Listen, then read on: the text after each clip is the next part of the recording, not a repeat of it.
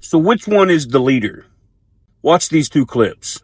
As you know, our country is in the final weeks of a hard-fought national election. But in a time like this, when a crisis hits, when our fellow citizens cry out in need, none of that matters. We're not talking about politics now. We have to all get together and get this solved. We need a lot of help. They have to have a lot of help down here. We look out for one another. We pull together. We pitch in. We persevere, and we pull it through.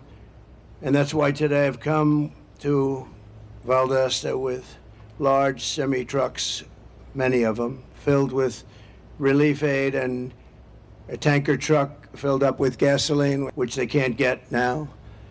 And we'll be working to distribute it throughout the day. I just spoke to Elon. I'm getting him. We want to get Starlink hooked up because they have no communication whatsoever. And Elon will always come through. We know that.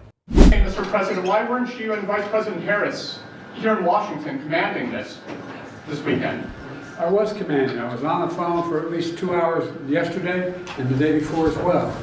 I command. It's called a telephone. And all my security people. Now, I agree with President Trump. This is not something that needs to be politicized. I live about 40 to 50 miles west of where all the destruction in North Carolina and East Tennessee happened. And I know people out that way, and this is heartbreaking. So it's not political to know that our leadership is front and center on an issue. It's not being political to make your presence known that you are on top of these things. Now, it took days for any response to come from Biden and from Harris, and Trump is Johnny on the spot.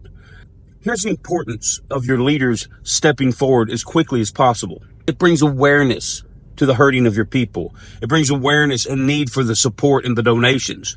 Trump come forward. He's already raised millions in relief aid for the victims of the situation. That's what your publicity does. That's when people like Harris or Biden, who are supposed to be our leaders, step forward and they make their presence known. It brings awareness to it and it gets support behind it. Yes, you can't go into the worst of the worst zones with your entourage. That's a cop-out and excuse. But you could go to Charlotte and you could set up something that would brings awareness to the region. You could go to Knoxville and bring up something that brings awareness to the region. And so you can help in those ways to really build support and get the donations and things needed to truly help people.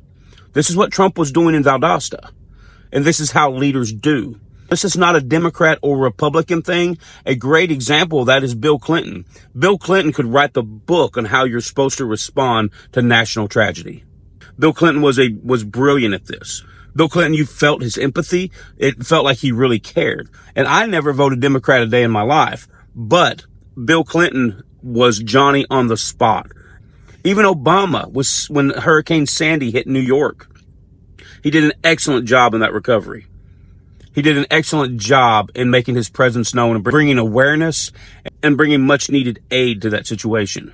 Biden and Harris, again, as they have for 4 years, are dropping the ball on something that is very important. They're front and center on Ukraine. They're front and center on giving money to countries and helping illegals. But why aren't they front and center for the American people that are hurting the most right now?